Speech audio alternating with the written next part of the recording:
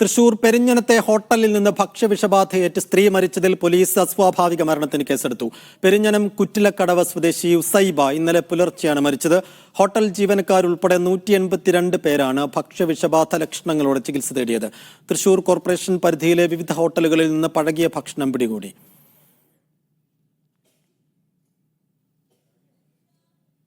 അഖിൽ തൃശ്ശൂരിൽ നിന്ന് വിവരങ്ങൾ നൽകും. അഖിൽ, മനസ്സിലാക്കുന്നിടത്തോളം തൃശ്ശൂരിലെ വിവിധയിടങ്ങളിൽ ഇപ്പോൾ ഈ പെരിഞ്ഞനത്തെ ഹോട്ടലിൽ ഉൾപ്പെടെ പല ഭാഗങ്ങളിലായി പരിശോധനകൾ ഈ സമയം നടക്കുന്നു എന്ന് മനസ്സിലാക്കുന്നു. എങ്ങനെയൊക്കെയാണ് പോലീസ് ഉൾപ്പെടെയുള്ള വിവിധ വിഭാഗങ്ങളുടെ ആക്ഷൻ പുരോഗമിക്കുന്നത്?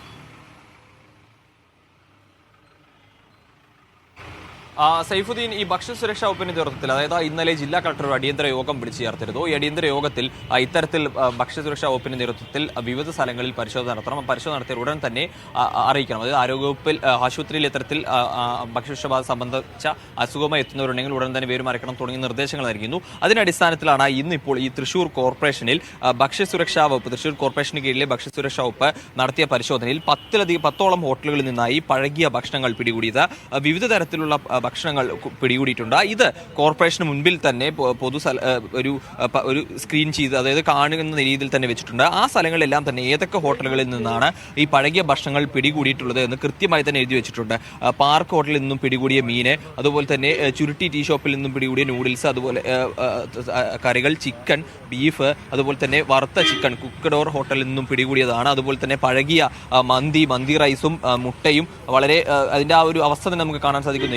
ഇത്തരത്തിൽ കഴിക്കാൻ കഴിയാത്ത പഴക്കമുള്ള ഭക്ഷണപദാർത്ഥങ്ങളാണ് പിടികൂടിയിരിക്കുന്നത്. ഇന്ന് രാവിലെ 6 മണി മുതലായിരുന്നു ഇത്തരത്തിലൊരു മിന്നൽ പരിശോധന തൃശൂർ കോർപ്പറേഷന് കീഴിലെ ഭക്ഷ്യസുരക്ഷാ വകുപ്പ് നടത്തിയത്. ഈ പരിശോധനയിൽ നിന്നാണ് 26 ഒരു സ്ക്വാഡ്, അതായത് ഒരു സ്ക്വാഡ് 25ഓളം ഹോട്ടലുകൾ പരിശോധന നടത്തിയിട്ടുണ്ട്. അത്തരത്തിൽ 4 സ്ക്വാഡുകളായി തിരിഞ്ഞ് നടത്തിയ പരിശോധനയിലാണ് ഇത്തരത്തിൽ 10ഓളം വരുന്ന ഹോട്ടലുകളിൽ നിന്നും പഴകിയ ഭക്ഷണങ്ങൾ പിടികൂടുകയും ഇത് കോർപ്പറേഷന് മുൻപിൽ തന്നെ ഡിസ്പ്ലേ ചെയ്ത്, അതായത് ഏതൊക്കെ ഹോട്ടലിൽ നിന്നും പിടിച്ചു എന്ന് ആ ഹോട്ടലുകളുടെ പേരടക്കം എഴുതി വെച്ചുകൊണ്ട് തന്നെ ഭക്ഷ്യസുരക്ഷാ വകുപ്പ് ഡിസ്പ്ലേ ചെയ്യുകയും ചെയ്തിട്ടുള്ളത്. അത് കഴിഞ്ഞ ദിവസത്തിൽ ഉണ്ടായ, അതായത് ഈ പെരിഞ്ഞനത്തുണ്ടായ 200-ിലധികം വരുന്ന ആളുകൾക്ക് ഈ ഫുഡ് പോയ്സൺ സംബന്ധമായ അസുഖം ബാധിച്ച് ആശുപത്രിയിൽ ചികിത്സ തേടുന്ന ഒരു സ്ഥിതി ഉണ്ടായിരുന്നു. അതിൽ ഒരാൾ ഉസൈബ മരിക്കുകയും ചെയ്തിരുന്നു.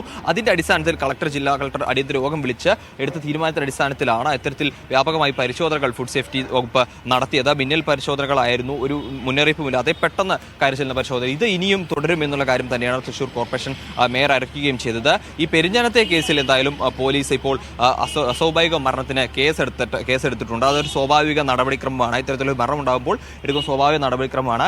ഇനി ഈ ആന്തരിക നേരത്തെ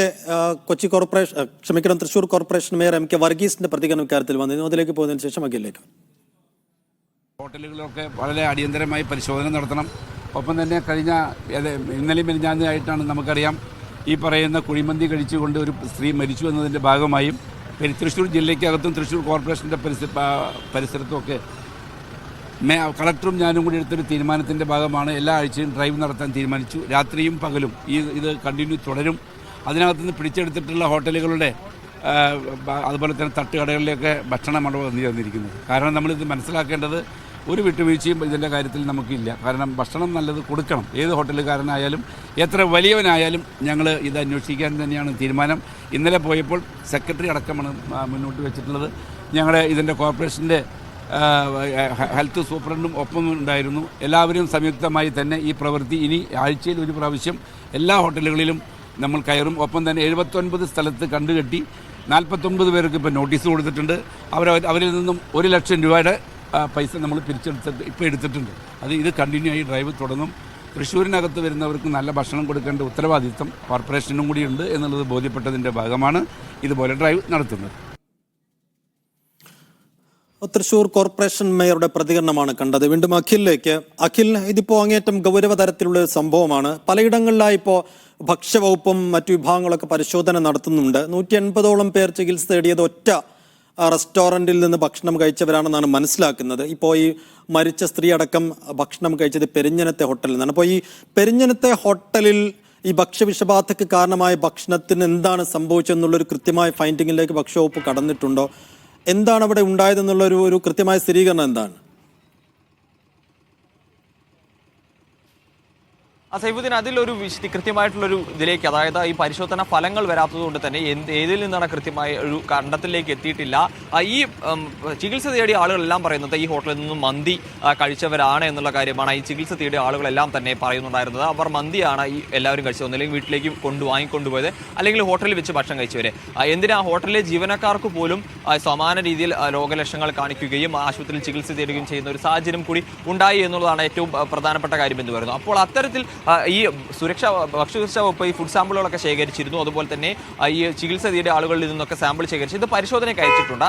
അതിൽ നിന്ന് തന്നെ പരിശോധന ഫലം വന്നു കഴിഞ്ഞാൽ അത് ഏത് തരത്തിൽ നിന്നും എന്തിൽ നിന്നുമാണ് ഉണ്ടായത്, ഈ മന്തിയിൽ നിന്ന് തന്നെയാണോ അതല്ലെങ്കിൽ മറ്റേതെങ്കിലും ഭക്ഷണ പദാർത്ഥത്തിൽ നിന്നാണോ തുടങ്ങിയ കാര്യങ്ങളൊക്കെ തന്നെ ഒരു സ്ഥിരീകരണം വരൂ എന്നാണ് നമുക്ക് മനസ്സിലാക്കാൻ സാധിക്കുന്നത്. ഈ ഉസൈബയുടെ കാര്യത്തിലേക്ക് വരുമ്പോൾ അവർ ഈ മയണൈസ് ആണ് കഴിച്ചത് എന്നുള്ളൊരു കാര്യം പറയുന്നുണ്ട്. മന്തിയൊന്നും കഴിച്ചിട്ടില്ല എന്നുള്ള കാര്യമാണ് അവരുടെ ബന്ധുക്കളൊക്കെ കഴിഞ്ഞ ദിവസം പറയുകയും ചെയ്തിരുന്നത്. എന്തായാലും 200ഓളം ആളുകൾ ഇതുവരെയായിട്ട് ചികിത്സ തേടി എന്നുള്ളതാണ് ഏറ്റവും പ്രധാനപ്പെട്ട കാര്യം. അതും ഒറ്റ ഹോട്ടലിൽ നിന്നും ഭക്ഷണം കഴിച്ചവരാണ്. പെരിഞ്ഞനത്തെ സെയിൻ ഹോട്ടലിൽ നിന്ന് മാത്രം ഭക്ഷണം കഴിച്ചവരാണ് ഈ ആശുപത്രിയിൽ ചികിത്സ തേടി എല്ലാവരും. എന്തായാലും ഇതിലൊരു സ്വാഭാവിക നടപടിക്രമമായിട്ട് പോലീസ് എന്തായാലും ഒരു കേസ് എടുത്ത് അന്വേഷണം ആരംഭിച്ചിട്ടുണ്ട്. അതിൽ ഇനി റിപ്പോർട്ടുകൾ വന്നു കഴിഞ്ഞാൽ അതിൻ്റെ അടിസ്ഥാനത്തിൽ മറ്റ് നടപടികൾ, ഒരു പക്ഷേ നരഹത്യ അടക്കമുള്ള വകുപ്പുകളിലേക്കൊക്കെ കാര്യങ്ങൾ മുന്നോട്ട് പോകും എന്ന കാര്യമാണ് നമുക്ക് അറിയാൻ സാധിക്കുന്നത്. എന്തായാലും നിലവിൽ ഈ ഒരു തൃശ്ശൂരിലെ നഗരപ്രദേശത്ത് ഇപ്പോൾ വലിയ രീതിയിലുള്ള പരിശോധനകളാണ് ഫുഡ് സേഫ്റ്റി വകുപ്പിന്റെ നേതൃത്വത്തിലുണ്ടാകുന്നത്. അപ്പോൾ ജില്ലയിലെ മറ്റ് സ്ഥലങ്ങളിലേക്കും ഉണ്ടാകും. കാരണം ഇന്നലെ കളക്ടർ വിളിച്ചു ചേർത്ത അടിയന്തര യോഗത്തിൽ ഇത് സംബന്ധിച്ച ഒരു തീരുമാനമൊക്കെ തന്നെ എടുത്തിരുന്നു. Saifuddin,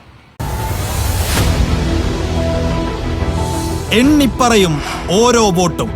June 4 media 1-നൊപ്പം.